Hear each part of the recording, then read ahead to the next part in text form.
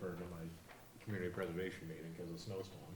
Oh, And then we rescheduled it to after this one, but something got messed up with the posting, so it's like, you know what, see you in February. oh wow, nice. Well, I guess February's right around the corner. Oh, yeah. Make sure you come in and voice your support for the community trail.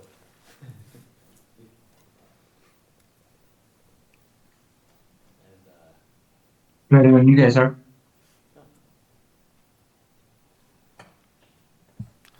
Roger that. Give it another minute and then we'll go for it. go.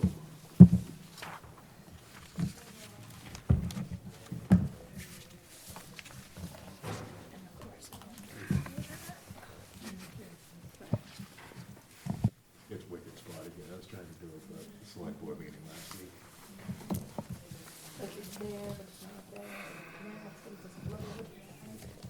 And then you have to open the browser to look.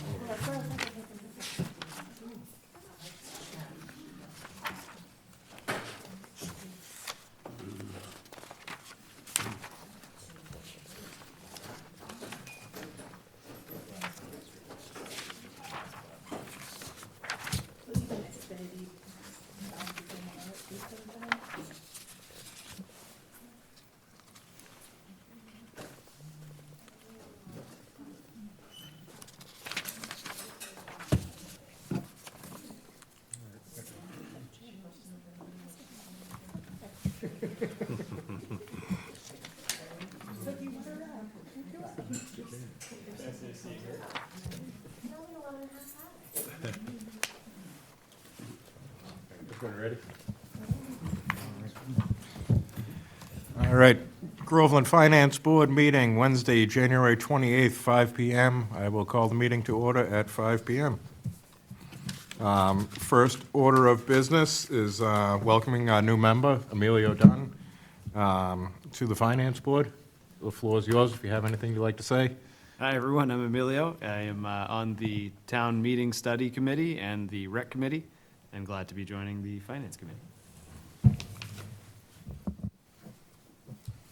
Welcome aboard, it'll be fun. Dive right into it. Our first budget meeting on the agenda for today is the Council on Aging. We have Alyssa Lee here to present. Take it away, boss. Well, thank you.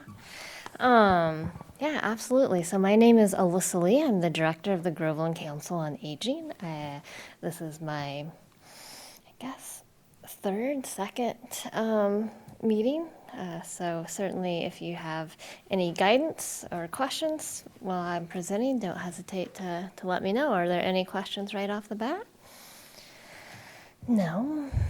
All right.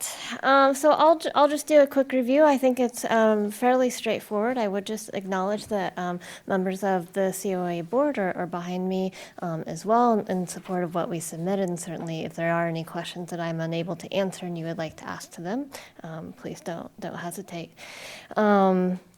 Overall, it's a conservative budget. We're not asking for any new positions or expanded hours.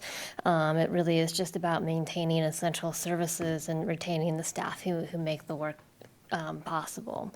Our mission of the Groveland Council on Aging is to advocate for Groveland's older adults, identify their needs, and develop services that support health, independence, and quality of life. So on a day-to-day level, the COA serves as both a direct service provider and a point of entry for residents and families who are navigating age-related needs. So just to confirm, we serve Groveland residents who are age 60 and older, but certainly their family members as well. So it's a much larger population than even just the 60 plus.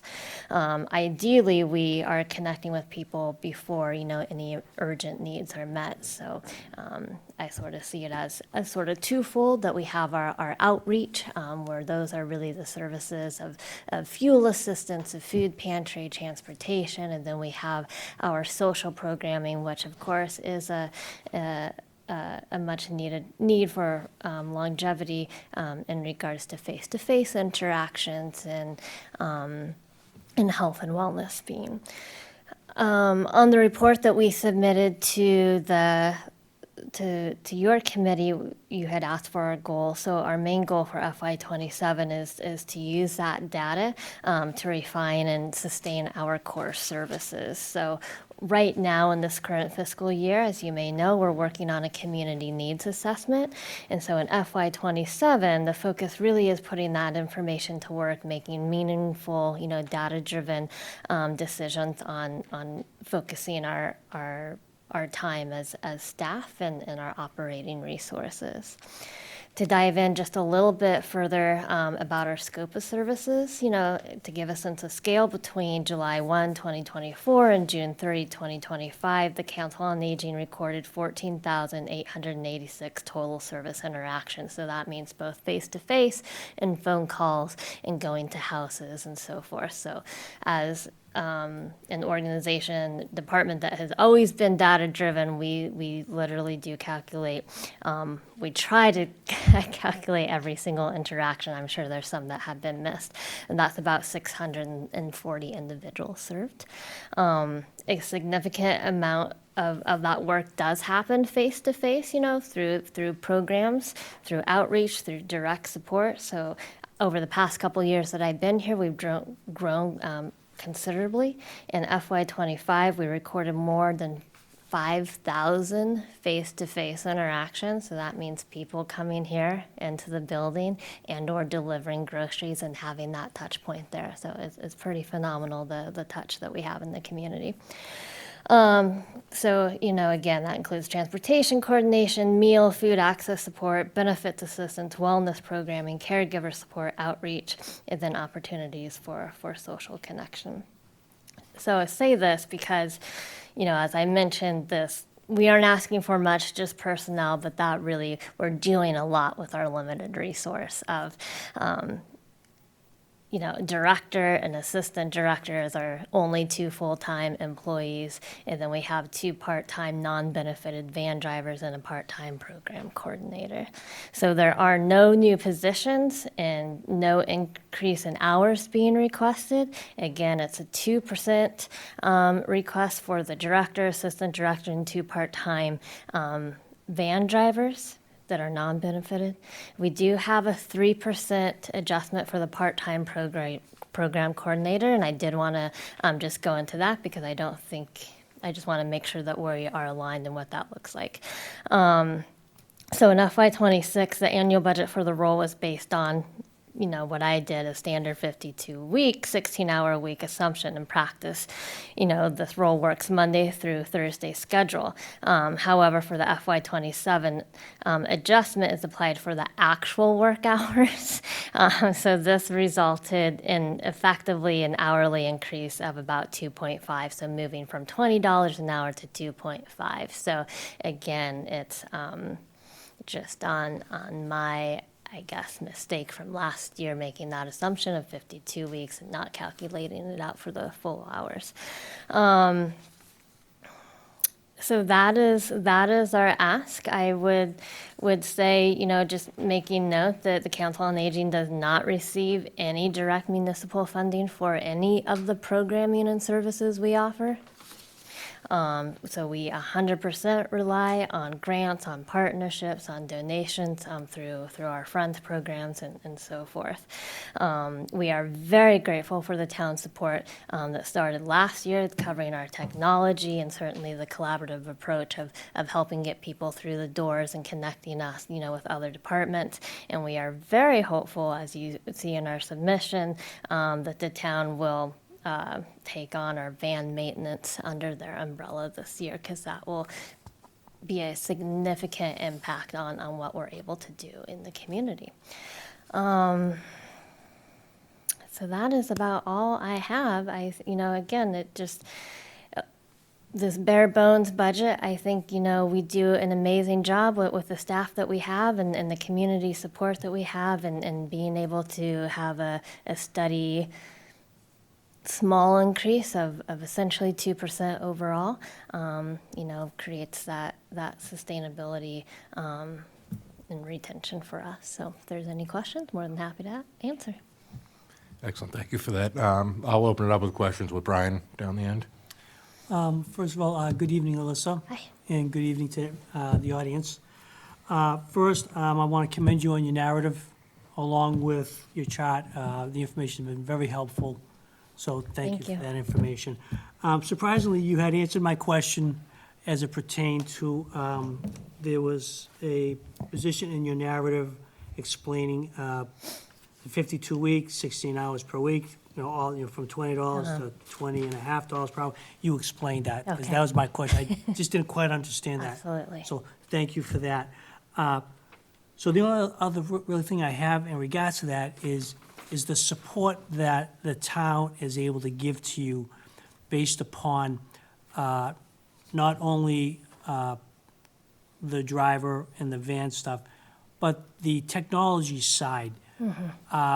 What type of benefit do you get when they support the technology side? Does it open up more opportunity for you to learn more stuff, or does it give you the ability to have seniors in this town have access to more technology if they come to your office? Yeah. Could you explain a little bit? Yeah, absolutely. Yeah, because it's very different, but a great opportunity potentially there.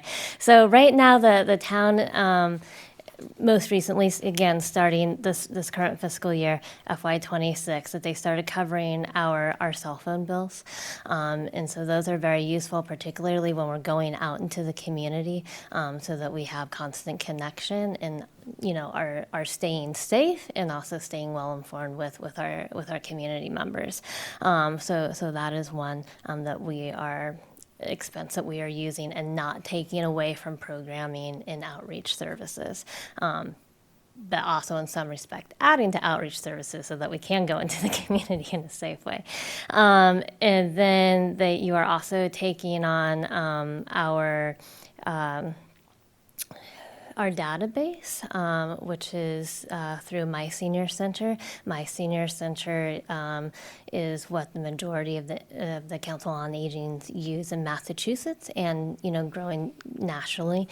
So that not only allows us to get all of the data that we're able to provide you, but the community benefits from it because we can then, people can register online. And so that access and availability to see what we have and to be able to get offers directly on their devices is useful. And it also saves us, the town, time and efficiency and productivity to be able to have that done electronically.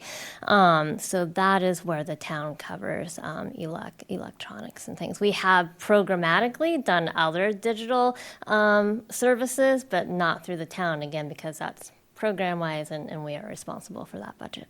Okay, and just the last piece to that is the data that you collect in these systems, both public and private information, and are they separated in such a way that if a senior citizen was to give you personal information, that would not be available? Yeah, so this to the is not community? available to the community. None of it is? Nope. We do have, so it is connected for state reporting, so that is also, while the majority of COAs in Massachusetts use it because it is directly connected to the Executive Agency of Age. However, there is this firewall of what they can see. So they only see, the whole numbers of how many people did we serve, how many hours were they here, but no personal information whatsoever. Okay, so basically there is some level of public access at a very macro level. Yes, Very and top at the level. executive level, but Okay. certainly if anybody is requiring information or asking information from us at the COA, and a lot of people do, particularly family members, but we have a very strict policy of that we must have, a signed release of information form before we give any of that information And out. all this new electronic technology is definitely an aided benefit to you and your organization. Oh, absolutely, Okay, absolutely. thank you very much and good luck. Thank you. Move on to Emilio. Sure. So a question related to that. On the supporting pieces, like, again, the cell phone, the database, It sounds like that comes from another budget, and this may be a naive question, so not the COA budget, but outside? Correct. Okay, and where does that get represented? In- That's in Rebecca's, It'd be under Rebecca as the town administrator overseeing like the technology budget. Gotcha, so it'll be a line item in there Yeah, more or so less. previously, each Understood. of the departments had their own technology budgets. Gotcha, And then, as we've kind of gotten further along into a town manager aspect, Rebecca has Gotcha. taken a lot of those and put them under a centralized budget, so we can Understood. have oversight as a town right, of where we can have potentially cost-saving measures by, Sharing. one cell phone plan Right. versus yeah. that does 15 make sense. cell phone Yeah. plans. I definitely do like to see those things broken out when going over financials as well, even extended pieces that maybe aren't part of this, but that may be for future. But question in terms of the overall overarching budget, including the extended pieces, cell phone, especially the database as well. Have we evaluated us and, the amount of, again, we mentioned about 640 individuals reached out. Have we benchmarked ourselves against other towns in terms of how much we spend per interaction, per, individual, et cetera? No, I haven't done that research. I do know, it varies all over the place. I do think that, yeah, I think it just varies all over the place about what towns cover and don't cover. But that would be a really interesting insight to look at. Yeah, just to understand the efficiency, how we're doing it, are there ways we're doing it better, worse? I know, for example, again, your reach out still has been fantastic from the other board, right? And so there are many things that we do really, really well. It's just efficiency is obviously important too. So, that's really the only Do question. you see a way that we could be more efficient? Because right now we're pretty streamlined. Very bare bones, there's that. Yes, I would agree with that, and that's where I think would be a good data point. Yeah. Not a bad one, for sure. So that's the only question I had. The other questions you had already answered with this. So. All right, move on to Melissa. Thank you. So I guess, no specific questions about your budget request itself, but more just the COA in general. I mean, obviously, as our population is aging, I'm certain you're seeing an uptick in the number of interactions, the number of residents being served. Yeah. Are you guys projecting for the current, the next fiscal year and years after that to make sure you're Yeah, so I think that's something that we are going to look at closer. Perhaps you're already aware of it, but a resource I recently came into was the Donahue Center, which projects the populations for each and every town in Groveland, right? Or each and every town in Massachusetts. And so you can break it down by age. And so it looks like we are really going to peak at 60 plus in around 2030. However, even though that's the peak until 2050, the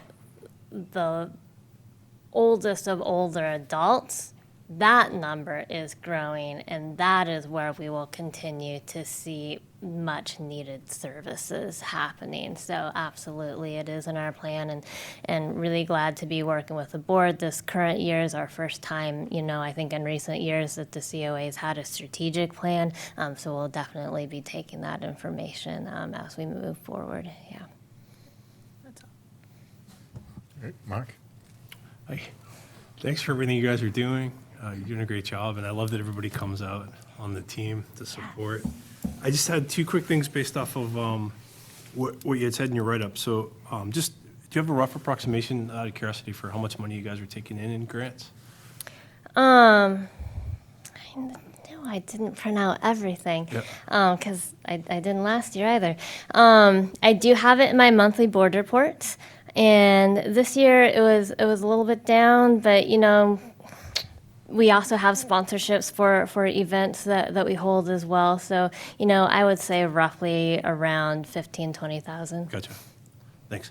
And then in regards to program revenue, again, it's a pretty good price. And program revenue really meaning donations that's in the revolving account is a decent line item as well. So, 15,000-20,000 as well. That's pretty good. So that's pretty much 20% of your budget right Yep, there. yep. The only other question that, based off of, you mentioned van maintenance. Yeah. Saw that in here.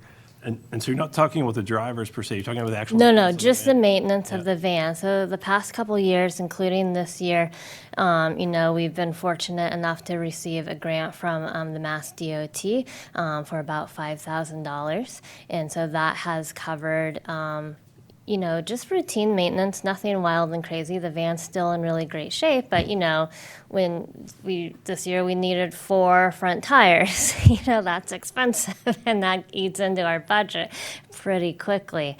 And so, hoping, next year that again, things like that, that the town might be able to even, hopefully, as, Emilio said, be more efficient with the relationships that the highway department has versus me, and really our assistant director, Nisha, making all the calls to find where can we go for the cheapest Was that route. grant a one-time deal, essentially? No, we've received it a number of times, yep. So there's a chance we could continue. We did not currently apply for it this year.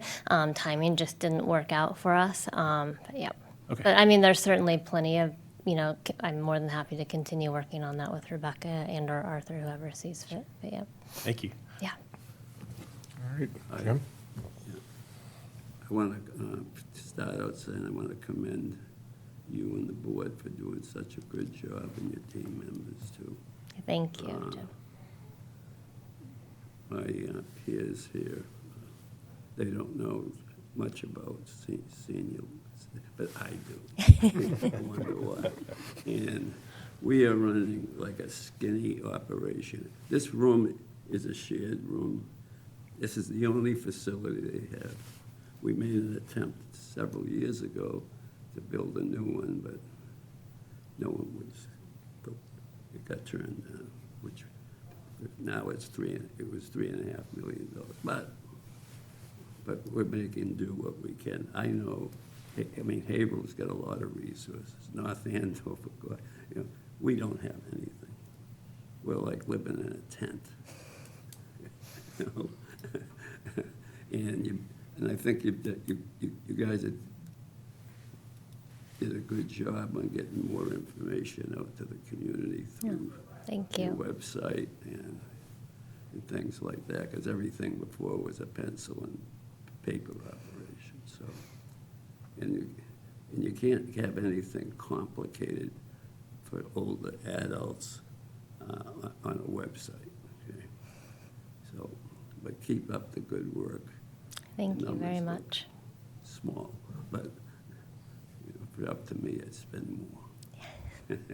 All right, that's it. Thank you. All right, I'll just finish up. I want to just dive into the van maintenance thing a little bit further.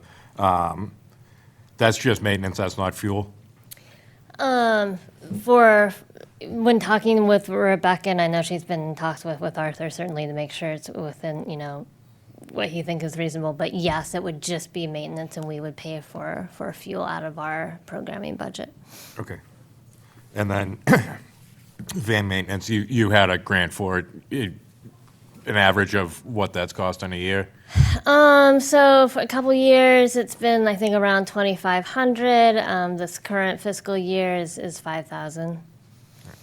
And I will say that we just, again, the van's in great shape. I think it's a 2021. So it really is just making sure that it continues in great shape. But yeah. It has a lift. I don't know if anyone is aware of that, which is, a really key asset to making sure that we can serve people that are wheelchair chair bound and so forth. Absolutely. Other than that, I've got nothing. Anybody else have anything they want to throw in? Anything get missed? No, I have nothing additional, but thank you for everything that you do for the town. Absolutely. Thank you. It's my pleasure. Thank you for coming in and presenting for us. Oh, comments? Yeah. Thank you. Hi, I'm Barbara Sanborn, Assistant Chair of the Board of Directors. We've had Alyssa with us for about 2.5 years now, and I have to say she has done an absolutely incredible job in building the Council on Aging up, the food pantry. She runs an engagement symposium every June that's well-attended by over 100 people at the high school, has keynote speakers that address a lot of, like ageism and things like that, exactly what is ageism. She did the International Women's Panel last year in this, and that was a panel of 7 women, ranging from a high school senior, and then all the way through. Rebecca was on it, Pastor Donna from the church was on it, and I was on the other end of the spectrum representing the older adult population. That was fabulous, and just what that presented to the community. And I attend a lot of the programs that we offer as well, and I've heard many, many times, your Council on Aging, it's like a model Council on Aging for what it should be, for what we offer. And when you talk about strategic planning, yes, the board is addressing this year. We have strategic planning in place. We're working on objectives now. And one of the main objectives, the first one, was the community survey that we've put together and gotten out there. And we have roughly, I think, 2,000 or so older adults in Groveland. And how many surveys have we received? About 400. So needless to say, we're making another push to get that information. We want that information on what services do you want? Do you want to stay in Groveland? What would you like to see us offer that we don't? Things like that, because we don't want to be behind the curve. We don't want to be in the curve. We want to be ahead of the curve on making sure that we always are meeting the needs of our older adults. Thank you. Thank you. Thank you. Thank you.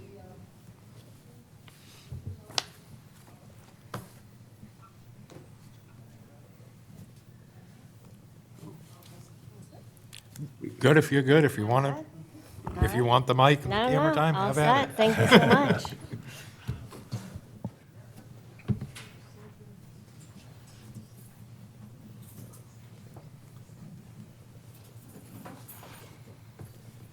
Adam, I think Julie's still here, so.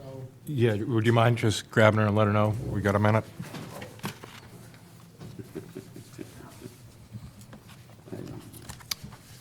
So we got a couple minutes before the building department is scheduled, so we're gonna fit in the Board of Assessors. She missed out last week.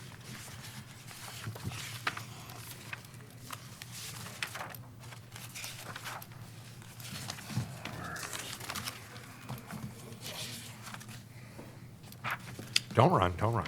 Hold on, I'm gonna go out to the audience for this. Oh. Bye. I'm gonna go sit with you. Oh, okay. Let me know when everybody's ready. Oh, that's right. Oh, yeah.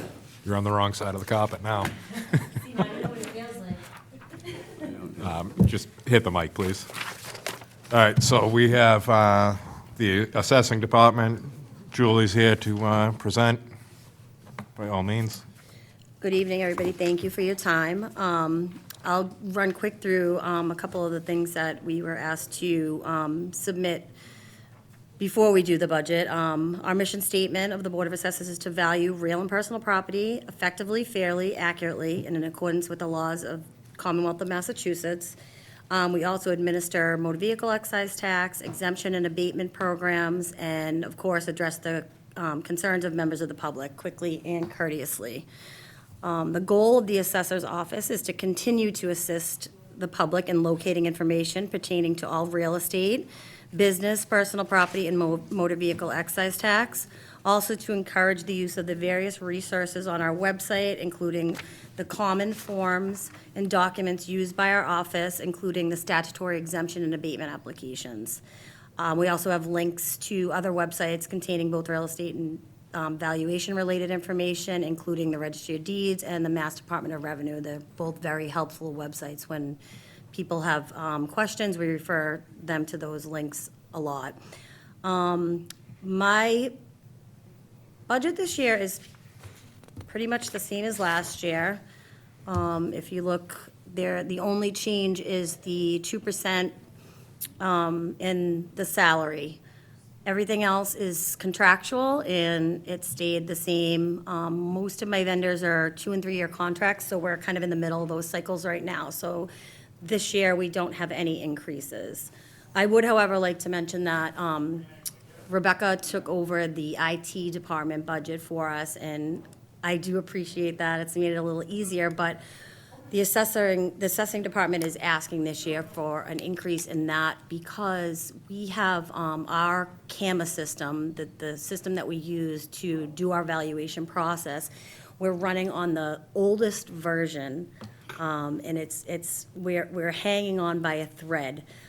They don't typically service our version anymore. It's hard to get support from Catalyst/Patriot. They've been bought out because of the version that we're running. And I do fear that it's going to get phased out and we would be in serious trouble if that happens.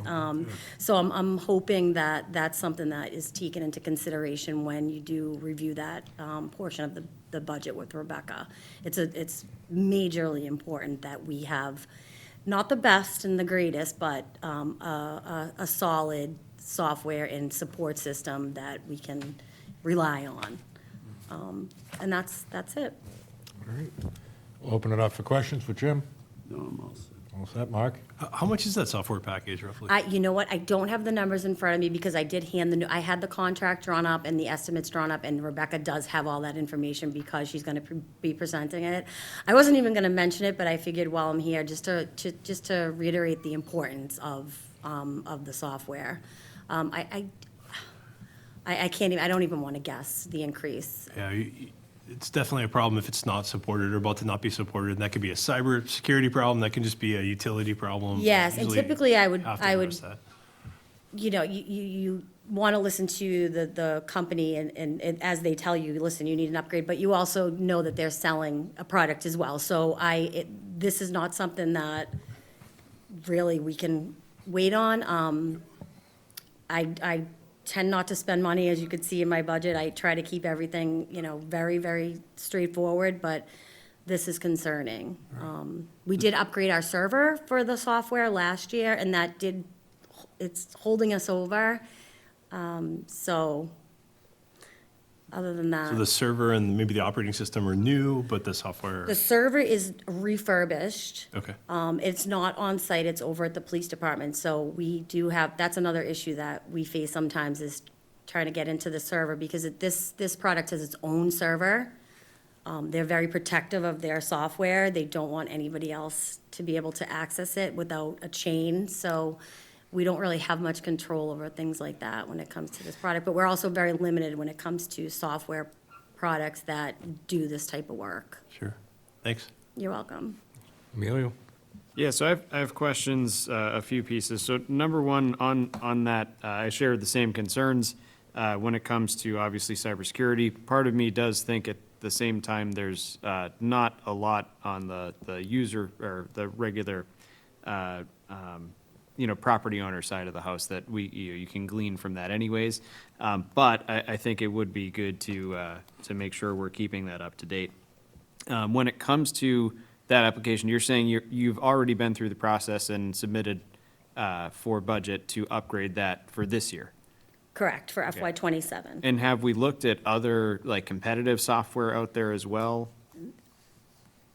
Honestly, there isn't many options. This is across the board. The majority of cities and towns in Massachusetts Use that. use Patriot Properties and Catalyst. I'm not even sure of any other products Gotcha. that, I'm not even sure where we would go if we didn't have it. I know some people do it internally, but they have a huge staff. Right. So this is not something that it wouldn't be an option for my one-person department, Yeah. for sure.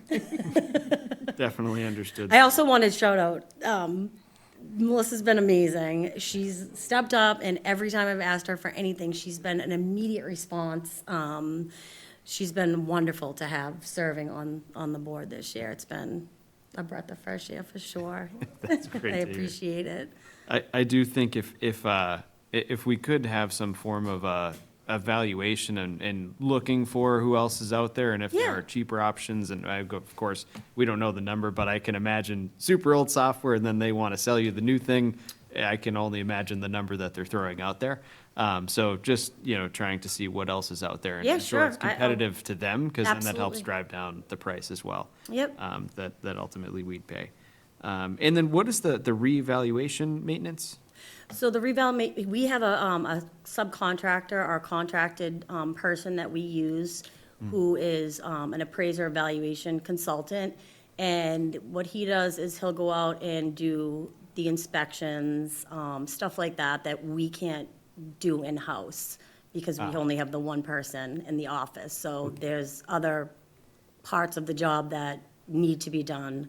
And he's been with us for years and years, the same company. Gotcha. So like Yeah. staff augmentation. Pretty much, yes. Gotcha. Okay, understood. And do we have like the amount of, like, is that tied to an hourly rate that he typically works, or is that? That's a contracted annual rate, and it's broken down into different jobs that he does throughout the year, and he prices them separately, and the contract adds up to that. Gotcha. So that's a Specific amount. It's It's like a quarterly billing, so once one Understood. task is complete, we'll bill for that, and then he'll bill for, when the inspections are complete, he'll bill for the inspections, and he bills us like that, but that's the total contract for the year. Gotcha. Understood there. All right, that's all I had for questions. All right, Brian? Again, good evening. Just want to take the time to just reiterate to you that your narrative in your charts that you provided are very well written and been very helpful and informative. Thank So, you. for that. To tag along with what Emilio and Mark has been asking about is the software that you speak about that you need to bring, to update. I'm always a firm believer in always updating, because that's what you need to do your job. But my question is this: the data that you collect, that you port into the software, it's a matter of either public or private record. Is that a true statement? And if it is, are you aware of what security measures are in place to allow, we'll say, like, if I want to go look up my neighbor's tax bill, because that's a matter of public record, but I can't see anything beyond that. Similar to what I could do, I can go to the Registry of Deeds for Essex County. I can go in there, I can look up anybody's address. Right. And then I kind of disagree with it, but I can actually see if you have a mortgage on your house and see the value of it. Yes. But because that's a matter of public, I have access to it.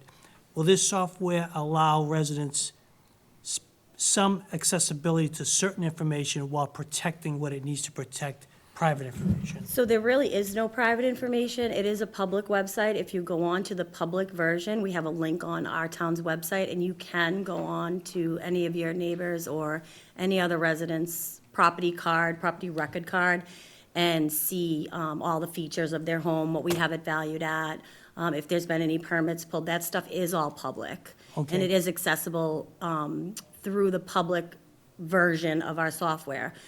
Sometimes people will call my office because I'm the most updated current version, because I do changes daily. Ownership, the Registry of Deeds overnights me. Any deeds that have been recorded at the registry, they overnight me. So when I go into work, that's usually the first thing I do in the morning, is I'll log on to my email, and Registry of Deeds will have sent me any recorded deeds. I go into Patriot Properties, I'll update ownership, update sales price, and update everything that way. So I have a very current version of what's going on. Permits, closed permits, open permits, all that is in my software as well. So people will call my office, and I that's part of what I do, but it is all public. The only thing that is, I believe, is private would be if somebody was to apply for an abatement. I believe the amount that we give them, or the change that we make, isn't public. There's portions of their application that are not public. We would never disclose somebody's application for an exemption or an abatement to anybody that just walks in. So that, and those are not in our software. Those, you cannot have access to any of those through that software. So basically, information like that would be written on, it would be written down, but you wouldn't They're put it into the program. Correct. No, they're not into the software. They're locked in, they're locked Yeah, in my, so, yeah. so basically, I realize you guys are different than the Registry of Deeds, so therefore you wouldn't capture information like if somebody had an outstanding mortgage on the house. You don't put that information We do in. not, we do not. That's the state that. I state don't does even know that. if somebody has a mortgage or not unless we unless I look on the registry of deeds, but I Okay, don't, okay. that has nothing to do with values, All right, so. thank you for your answer for that. You're welcome. And then kind of the last thing, going back to what you said about the location of the server, the software that gets installed into it, your accessibility to it. I'm of the opinion that when you buy a piece of software, even though the company owns the software, once you buy it, your accessibility should be 100% guaranteed. There should be no locking you out of it, because I deal with that all day long in my job. Agree. You know, we can't tell you that because that's privileged information or that's proprietary to, I bought and paid for it. So I have issues with that, even for myself, so I understand where you're coming from for that. But is there a plan in place with the administrator to try to work on allowing you and your team better accessibility to the things that you need to have access to, whether it's the server, the software itself, things like that, without breaking any sort of contractual agreements with the company that actually writes the software? Is there anything in place to do that? Not yet, but I'm hoping moving forward that we are gonna be moving to a web-based version of this software so that it's accessible, not through the server, but through a cloud that is easier to deal with. We have our financial software that we use, Vadar. We never have the problems that we have with Patriot because there's no server. It's a web-based financial software package. So there are way less technical problems. I feel like because of the version that we have, the technical problems that we have sometimes are out of our control and the company's. And getting access to the server might be easier for another town who the server is in the room with the assessor. I think it's because the location of the server, the actual server itself is old, the software's old. I think it's a combination of a lot of factors. I think if we were to move to an improved version of the software, the majority of those problems would not exist anymore. Okay, and where is the backup stored? 'Cause obviously- That's stored on location at the company themselves have the backup. And Okay, it's, okay, yeah, okay. they have, the Catalyst does their backup. They do it nightly. Yep. So that if anything was to happen, yes. You would only lose 24 hours if Correct, something bad yes, happened. yes. Thank you very much, and You're thank you for what your team does for the town. So You're thank you. welcome. Thank you. All right, and I'll wrap it up here. Okay. One quick question. First, let me say thank you for level funding. It's refreshing to see. Why is the server in the police department? I don't know, because I'm pretty sure because they moved the IT out of that meeting room that they had over there, and our servers and everything were in there, and when they moved them, I think that they set everything up over in the police department. I think they had the space for them. Okay. It was hot because they let off a lot of heat or backflow or whatever, so yeah, I think they just did it just for Just- a matter of space and, yeah, I know, it's not really convenient, but Seems like a dumb the problem IT to guys have. that are running back and forth, I know, it's, It was impounded. we make it work, we make it We work. locked it up. I know, we do make it work. I have one other question. I don't know if this has anything to do with the finance board or not, or how you feel about it, but as of today, I became a certified, accredited assessor through classes and all that stuff. So I just received my congratulations. certification. Thank you. I still have more to do and I want to go further, but I don't know if there's anything in place that when you do become certified, if there's any stipends or if there's any, I I would haven't really talked to anybody about it. I hazard think to guess- Finance is a good place to start. I would imagine you'd have to speak with Rebecca about Right. it. I just didn't know if it was an overall, like if it was a department thing or it just happened. So I said, I might as well just start here. Got my credentials, pay me. Yeah. You get a step. This is not a private company. Right. I have 2 grandkids that passed their CPA, and Congrats. they get a kickback from the Yeah, it's different than that. municipalities aren't really good at. Right. I would give you a step. We'd have to do the GoFundMe page.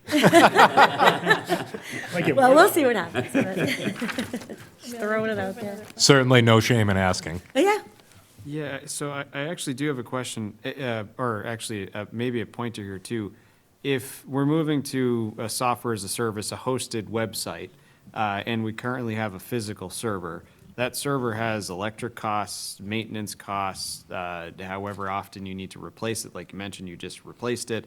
And, you know, the troubleshooting costs and all that time affected, you might be able to make some sort, it might not be a total return on income, or investment rather, but it may help with offsetting any of that cost to an extent, and. I do agree with that. And That then might as far as looking for other companies to come in, Yeah. then you have to do the cost of training. There's a lot of, a conversion is really hard, and Right. it is costly, and I mean, I'm definitely going to look Yeah. into it and see what's out there, but I So, would be. to play devil's advocate to that, is, when you were mentioning that pretty much everything in there is public, then I start to think, does it even matter if it's secure?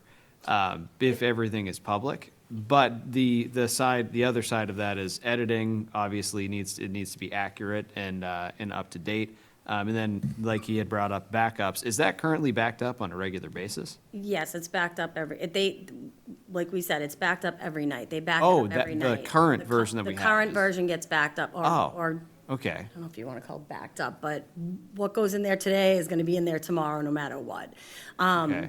But as far as security, public is fine, but my worry would be that someone would be able to access and manipulate the information that's in there. Right, the manipulation. That would be I'd like to concerning. manipulate my house value. Right, and that would, not even the public, Everyone's but anybody else that zero. works in the building that doesn't know, you know, it could happen. I've seen Right. it happen in assessor's office just by accident. Someone doesn't know that they're changing Just things take and the it could system happen, so down in yes. general, or turn it into a server of Delete some something, sort. Yes. realizing they're deleting. Yeah. Yeah, I mean, I And we think it- wouldn't know until a bigger problem I mean, I arose. think at the end of the day, I mean, I think the committee would agree with you that the server needs to be in a secured location or locked down, Yes. and then whatever data gets uploaded to the website for people like us to see, it's read-only. That's exactly what it Maybe is. just Yes. PDF format, That's stuff that, you know, would be quite obvious, or maybe put a watermark across it saying this is, you know, whatever. Not an security official measures. document. Yep, we do that. Exactly, you know. Yes, they So, do yeah, all that. Yeah, I think that would be always a benefit, and I'm sure they would tell you that also. Yes. So I would concur with that. Okay. Anybody else? Thank you for your guys. time. Thank Appreciate you. Thank you for your time. So much. Thanks, Melissa.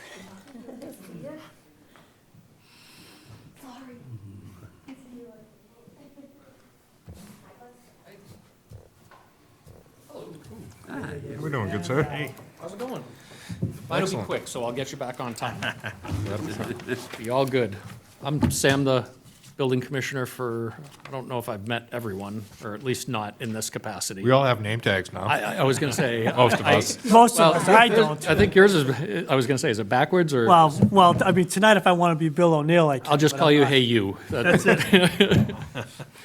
Mine is pretty simple. I don't know how this has been going, if you've been going through the numbers or the goals or both. A little touch on everything, and then we open it up for We'll questions. touch on everything. So my goal since I've been here is really making the department user-friendly. And I think we're achieving that, making everything available online. It's 24/7. Although I'm only in office limited hours because we share with another town, I'm available pretty much whenever. So much so that my personal cell phone's on the door. You can call me anytime. I take calls nights, weekends, whatever. I mean, people, Newberry, too. what's that? West Newberry. Yes, yeah, so I split the time, 50% here, 50% there, and it works really well, because, you know, a lot of times if there's something going on there, I can shift my hours from here and vice versa. So my department does more, I think, well, one, I don't think people understand what a building inspector or building commissioner does. They think, you know, when I remodel my bathroom, I come in and I look at it, which I do. But it's also annual inspections, looking at restaurants, assembly areas, the schools, responding to emergencies, if there's house fires, cars and houses, trees on houses.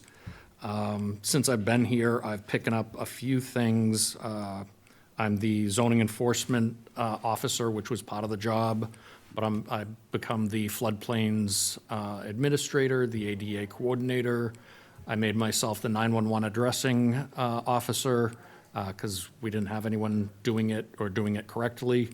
I'm the animal inspector, just because there was no funding, so.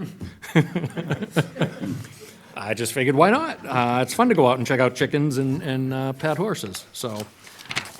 For my goals this year, really furthering that ease of use for the town residents.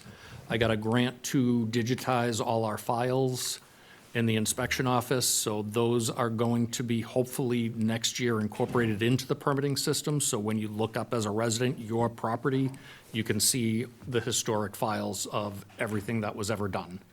That does a couple things. Being a half-time position, I have to find new ways to make my time last longer. So when I get realtors, homeowners, got nosy neighbors looking for files, now instead of me having to pull everything, wait for them to look through it, make copies, I can just send them that link and they can go look themselves.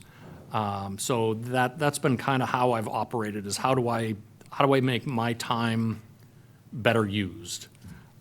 Things I've done, I used to sit here Monday nights from 5 to 7 and wait for someone to come in. I changed that with the town, that I'm available any night of the week. Just call for an appointment, and if we can either meet here or I can meet you at your house and look at the project you're proposing there, which is a lot more helpful than sitting in an office. So yeah, we've done some good things and continuing to do them. What else I got going on? So, the one, I guess, ask or change in my budget is my expense account is somewhat lacking. The salaries are pretty straightforward.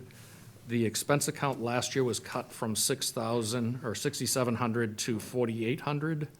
My budget in 2016 was 6,700.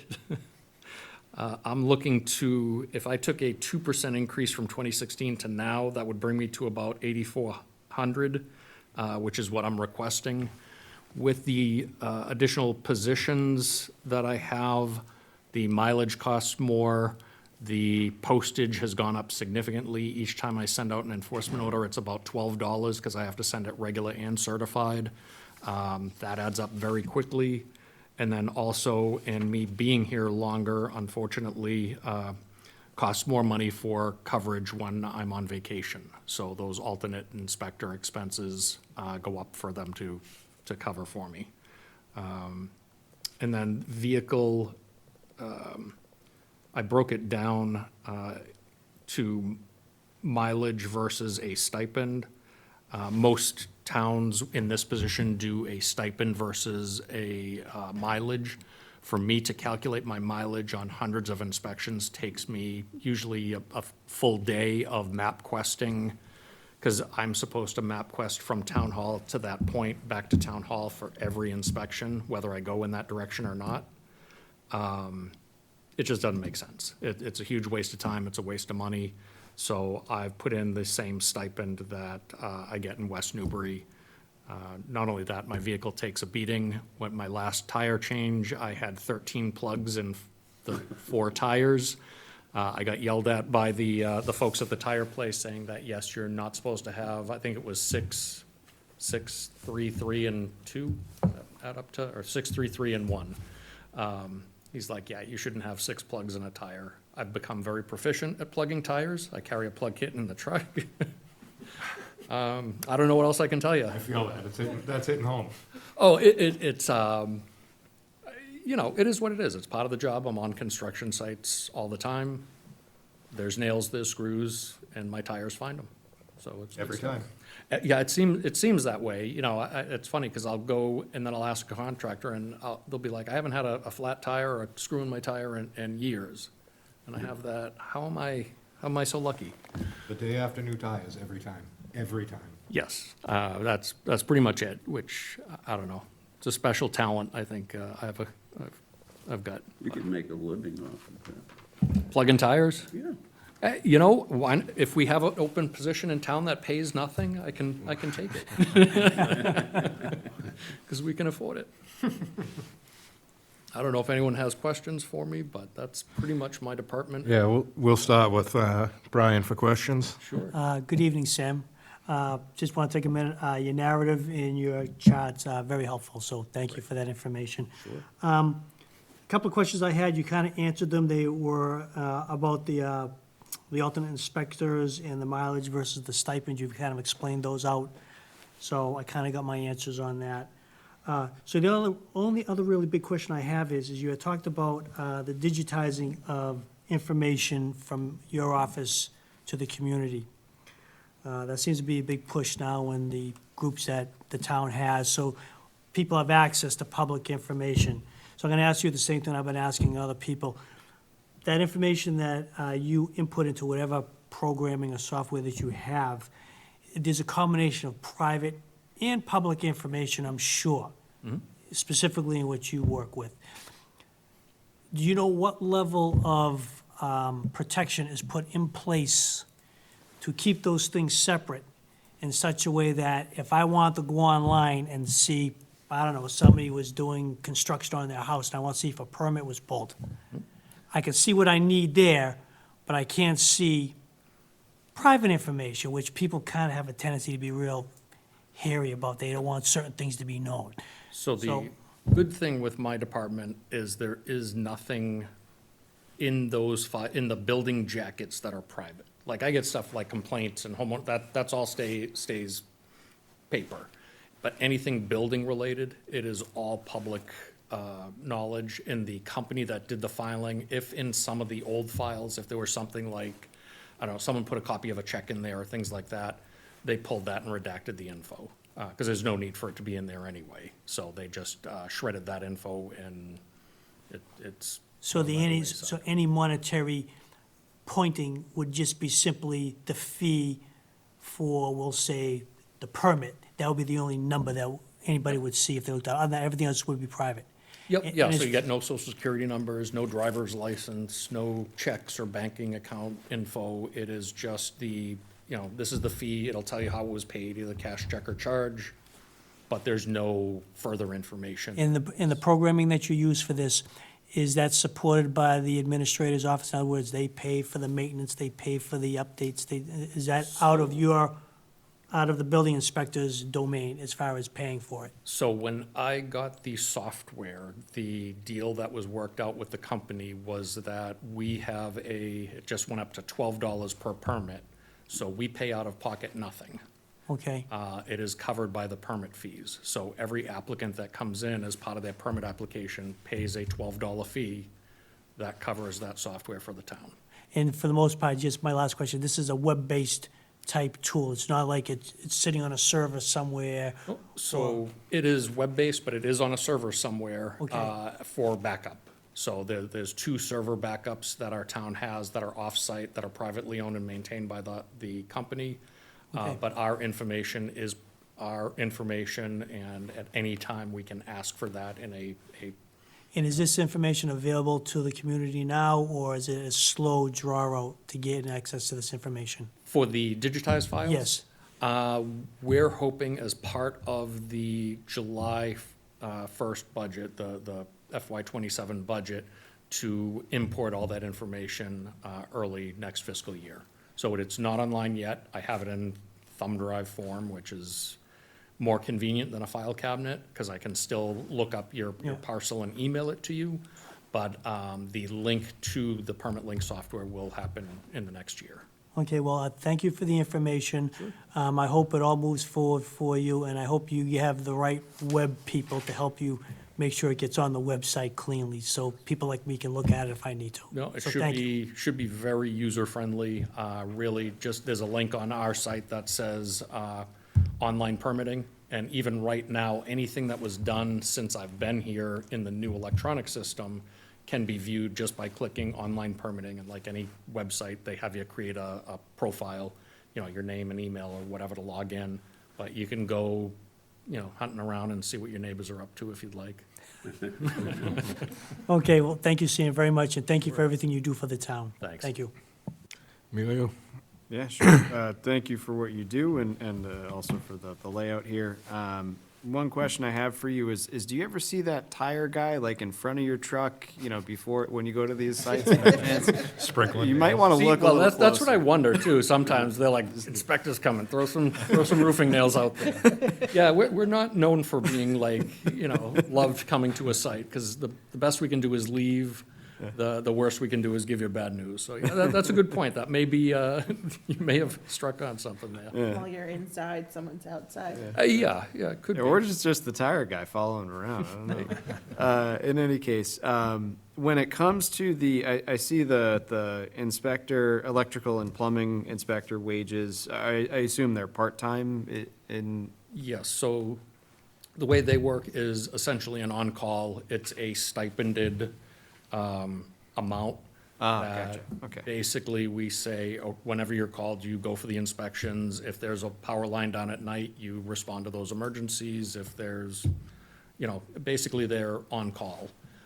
So they do the regular inspections as needed for plumbing, gas, and electric permits. Right. They have a tablet, so they work mostly remotely, but are available by phone, email, or just, again, if you call them up, they'll meet you on site. But that was part of that streamlining the process of, instead of having them sit in an office and hope someone shows up, now they're just available. right. So you can pick up the phone at any time, call the electrical inspector and say, hey, Tommy, can you get out here tomorrow? And he schedules it, enters it into the database so that I see that it's there, and I know that, okay, he's done his inspection, I can now go in and do mine. Right. So most of our communications are through the permitting software that just say, hey, yes, this is done, it's done in the correct order. Right.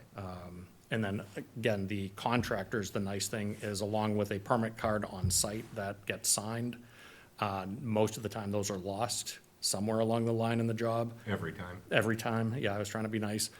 Those contractors can go online and go, okay, we have these inspections, just like we can. So it makes that communication between all parties much, much easier.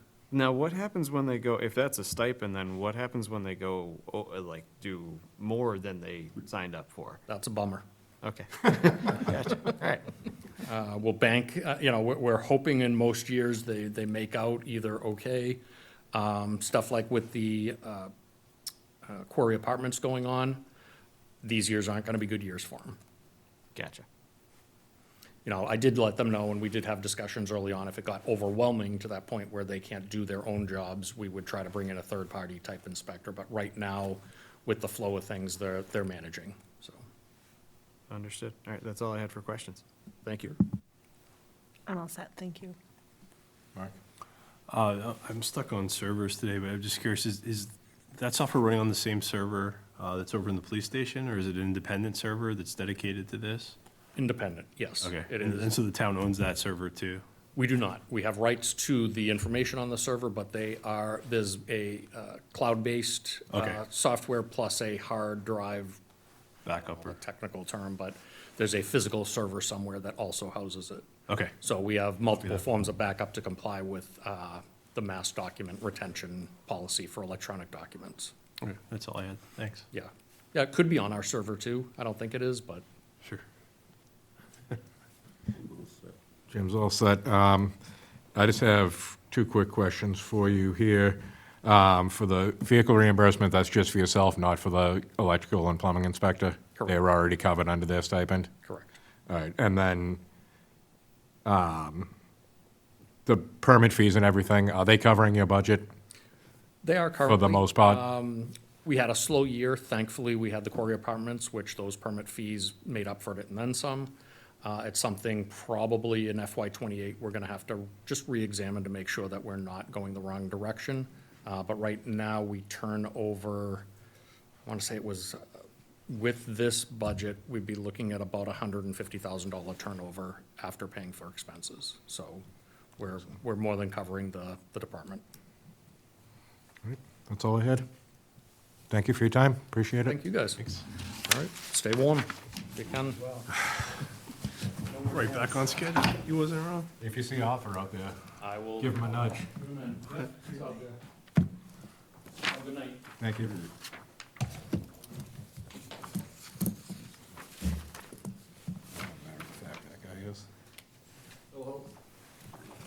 How we doing, good sir? Good, good. All right, so building department's done. Moving on to the highway, tree warden, and cemetery. All three at once, Everybody wears a lot of hats in this town now. right?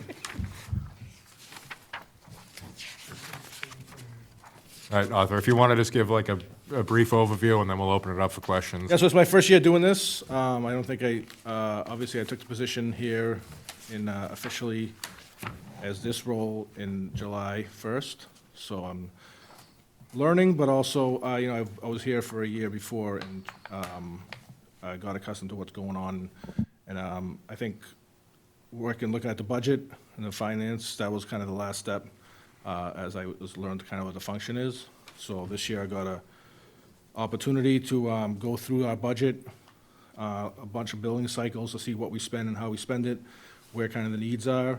And then also, I think there was some work done previous for me or when I was not in this role to merge a lot of items that were, maybe there was a cemetery, say cemetery fuel item, line item, to merge it with our highway fuel, and then kind of merge a lot of the like items and functions under one, so that our budget could be easier managed. I think a lot of that was done.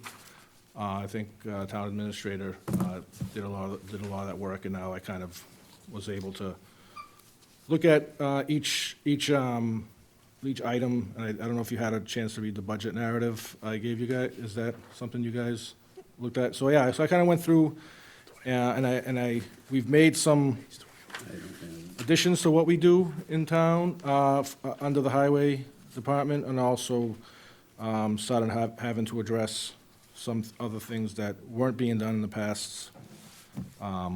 It's catch basin cleaning and street sweeping, so a lot of the increases you see might reflect those things. So we're trying to progress and kind of get up to speed on doing things that we should be doing, and I've been trying to reflect that in the budget itself. So that's kind of the overview of what you kind of see there. Excellent. I'll open it up for questions. Start with Jim, if you've got anything. No. Mark? I'm just curious, I see, in terms of vehicles and support, it's going up, right? Yep. Gas costs. Is there an opportunity to retire any of the older vehicles, or? Yeah, so I'm slow, so when I first kind of took the position, I knew that we had to get some basic things done, like, and one of them is a fleet maintenance kind of plan, and that's something that I'm gonna be working on coming up and seeing, kind of something very basic is whether we would keep repairing the vehicles we have, or we buy a new one and finance it. Ideally, that's where we wanna be, but as of now, we repair till they don't build these There's parts no anymore. repair Yeah. So, and we have, obviously Bill's, he's our foreman, but he's also a great mechanic, so he can give these vehicles life when you might not think, but I don't think that's sustainable. I don't think that's where we want to be. I think eventually we want to have a system where we're replacing.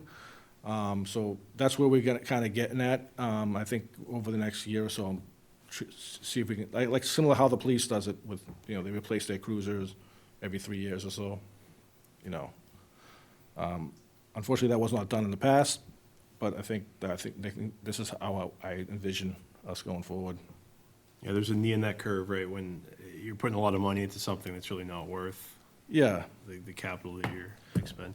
Yeah. So, yeah, I'd be curious to see what you guys come up with. That I love that you're working that fleet maintenance plan. Yeah, this year, that was kind of a list of all the things that I think I wanted to kind of put together for the town. We now currently have a winter operations plan, safety policy, and then there's a group of them that I think we should have, that are kind of the essentials that we should have in town.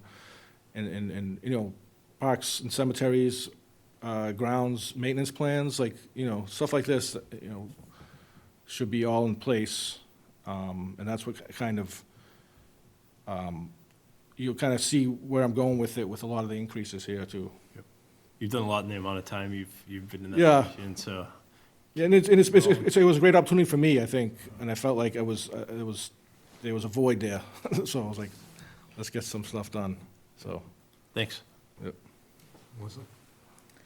I don't have any specific questions. I know, I just happened to be like reading through and I noticed like that, what is it, the 8% increase in machinery expenses also captures, as Alyssa was saying, the maintenance for the COA van. Yeah, and that, and So- it also, we did add, this year, a line painting machine that we bought out of our, roadway maintenance budget. And we need to maintain that and buy paints and stuff for that, which is a real huge benefit for the town, because we'll be able to paint, town line, the parking lots and stop bars, yearly, because it'll be just kind of part of our operations. So that's what kind of reflects that. We're gonna have to, we're gonna have to have a line item just to, maintain that van too. So that's something right now, like the line painting, either it just goes without or until it's contracted out to someone else Yes. to do it, but now. Now we'll be able to do We it have the in-house, ability to do it which is ourselves. great, because, and it was, I know some towns do it.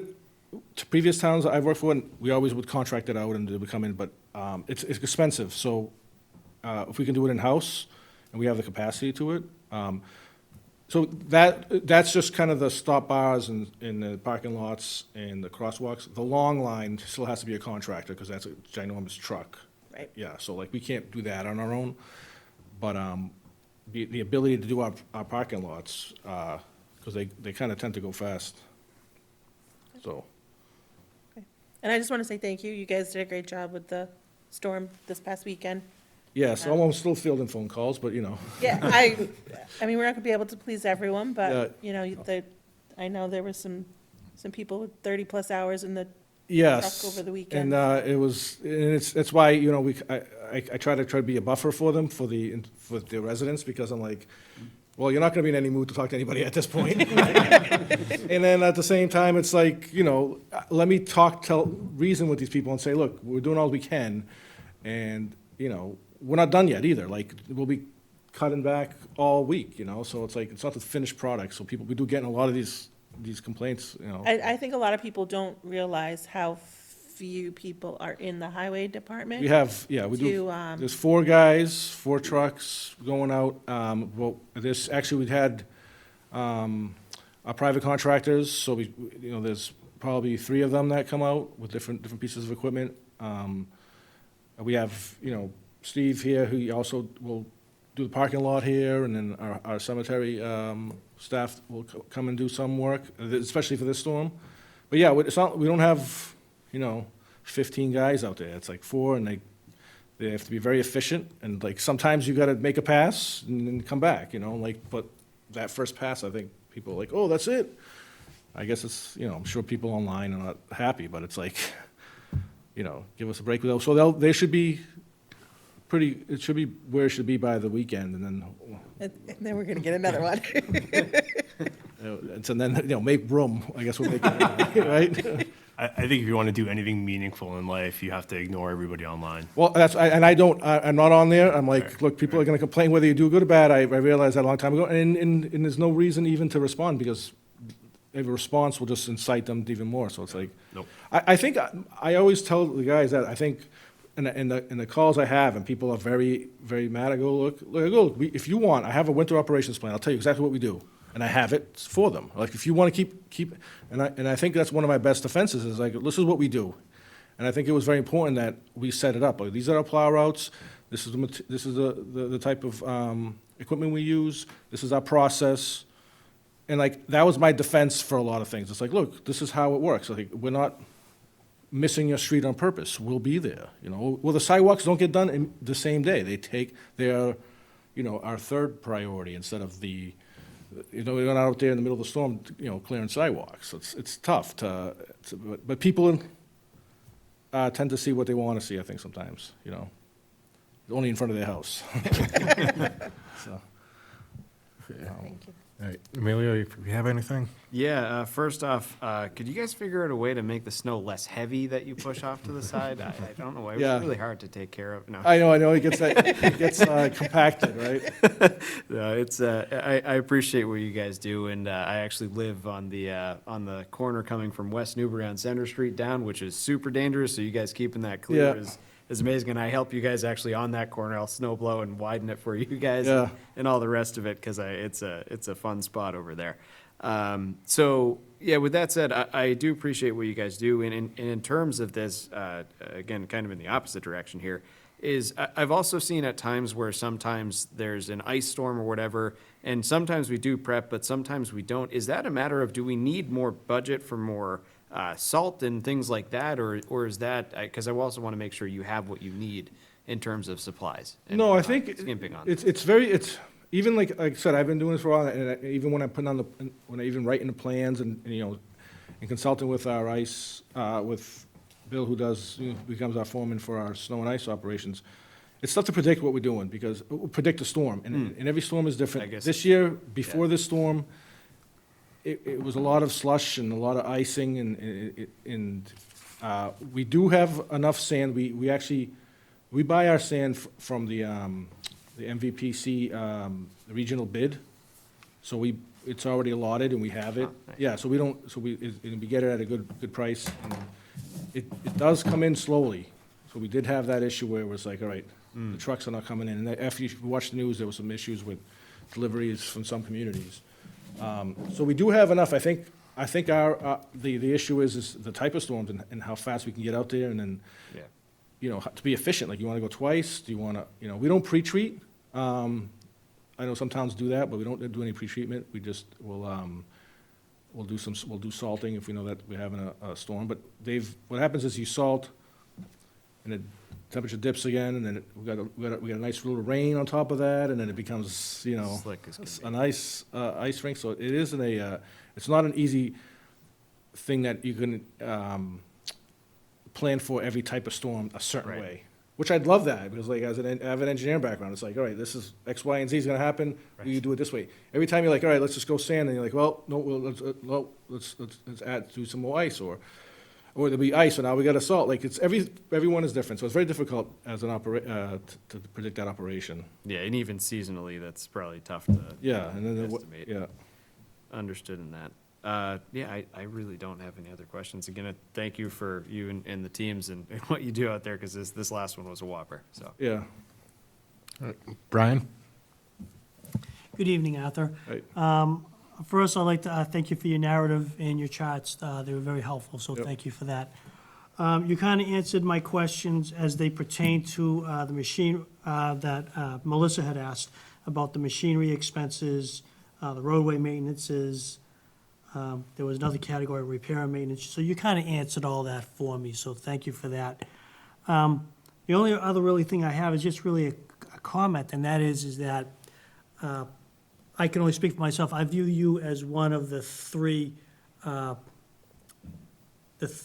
programs that we have in place that are important to us: police, fire, and of course, the highway department. I wish there was a way that we could find whatever money you need to operate without having any sort of need for doing any of this. But unfortunately, we have other organizations that eat up a lot more money than you guys do. Of course, yeah. So our hands are kind of tied with that. But with that being said, I want to thank you and your team for everything that you guys do for the Yep. town. I concur with you that people probably only see what they want to see. And, I can only apologize to you for that, because, you guys do a lot more than what people want to see. Yeah. And all that, so, but, please tell your team, thank you for all they do, Yep. especially like Melissa had said about the past snowstorm in Emilio. I think they've done an excellent job. So I commend you and your team, so thank you. Yeah, and I think, a lot of my asks, I think I feel better asking for them and then maybe not getting them, saying that, but we make do anyways, so I think we have an environment where we kind of make do, and even everybody does kind of wears a lot of different hats, and we're able to do a lot of things. So we'll get by it, but I think ideally, increases are good. Obviously, everything's going up. Yeah, well, the reason why I say that Yeah. is because the town pulls in tax money Of from the course, yeah, I taxpayers, right? understand And the money should be spent fairly amongst all of the Yeah. things that we need to do to make this town be a livable community. Sure. Not have it all flow one way, which has a tendency to go that way. Yeah, I understand. Yeah. So I know as a committee, we try to be as fair as we can. Yeah. It kind of, we're on the advisory board, as I'm sure as you know. It actually sits with the select board, but we will advocate as best we can. But just from me to you, Yeah. I commend you and your team for everything that Yeah. you do, and thank I you for all appreciate your it, work. yeah, thank you. All right, I'll wrap it up here, so you can, I'm Okay. sure you want to go home. No, it's all good. I want you to plow more snow. Next Monday. My question, and again, as Yeah. Melissa brought up with the four guys, how close are you to being overtaxed? The amount of extra things these guys are taking on between all the CPC projects and the line painting now, like, at what point are we going to be looking at, we need another guy? You know what, it wouldn't hurt if we had another guy right now, just to be honest. I mean, we have our summer help, and when the summer help comes, it really helps us out, because obviously, we have a lot more on our plate in the summertime, but that would not hurt. There's more things we can do that we don't do. So we're pretty maxed out now. I mean, when we had four guys, and we had one gentleman that was out for a while, and that really put us into a big spin of our operations. Even with the plowing itself, you see how it's done there. We had to redo all our plow routes, because now we only got three guys. So like, but yeah, I mean, I think there'll become a point where we'll have to say, hey, you know what, we don't have the capacity to do that. We have not been there yet, and I tend not to want to ever do that. If we need to help out another department or help a CPC project like we did, like we did a lot of the site work for the skate park on our own, saved the town a lot of money. And I think we like to get involved with those jobs. But there'll be a point where we can't do our maintenance work. Well, and that's kind of where I'm Yeah. leading to, is maybe you need to start saying no. I hate to be that guy, but Yeah. I mean, otherwise, what are we looking, a year, 2 years before we're looking to bring on another person? Yeah, and it's something to think about, and I think, like, something could be said with the cemetery department. Cemetery has one, maintenance has one guy. Would there be any advantage to having the highway department do the cemetery and bringing it into one umbrella? All that stuff can be explored, and I think it's not that I've ever proposed anything like that, but no, I mean, it's valid if a department was structured in that way too, because More flexibility. more flexibility. Well, I actually, a lot of things I've done too, like, is trying to assess what we do, what we maintain, how many, what parks we do, and what's, like, what we do at each park. And I think we need that data initially to say, all right, this is how much we do, and then how much, because then we'll know if you start adding to it. Like, for example, like, there's now, the whole parking lot over at Shanahan. So now we have to maintain that, right? So like, every time you add an asset to the town, it's more maintenance. So. All right, if anybody else have anything, we're good. Thank you for your time. All right, thank you, thank you. guys. Enjoy the evening. And you know where to find me if you need your street extra plowed. If you could move Abbott Street up like 20 minutes, so when I'm done, they don't come by, that'd be great. All right, next up, we have approval of minutes. Mr. Chair, I've read all the minutes. I concur that they are all correct based upon our last meeting. So I'd like to put forth a motion to approve the minutes for the Finance Board meeting on January 14th, 2026. All right, I'm going to second that motion, because I think I'm the only one that was, the only other one that was here. All right, so we'll go ahead and take a vote on that. All those in favor? Aye. 3, and then 3 abstentions. Abstain, 'cause I wasn't at the last meeting. All right, done and done. Next up, plan next meeting and agenda. So the next meeting is February 4th at 5 o'clock, next Wednesday. All right. So we have economic development, planning and conservation, community preservation, town treasurer collector, and the town accountant. I'm actually going to ask Rebecca to move the community preservation to the end and just bump everybody else up, since I have to be here anyway. No sense making all these people stay late after they worked all day. But that's what we got to look forward to next week. And Other than that, other items not reasonably anticipated? Jim, you have anything? No. Mark? Nope. Myself, no. Melissa? Nothing. Emilio? Nope. Brian? No, I'm all set, thank you. All right. Well, then I will take a motion. Motion to adjourn at 6:24 PM. I'll second. All those in favor? Aye. All right. 3, 4, 5, and 1 abstention. Meeting adjourned at 5:25 PM. It's actually 6:25. 6:25, sorry. Worst.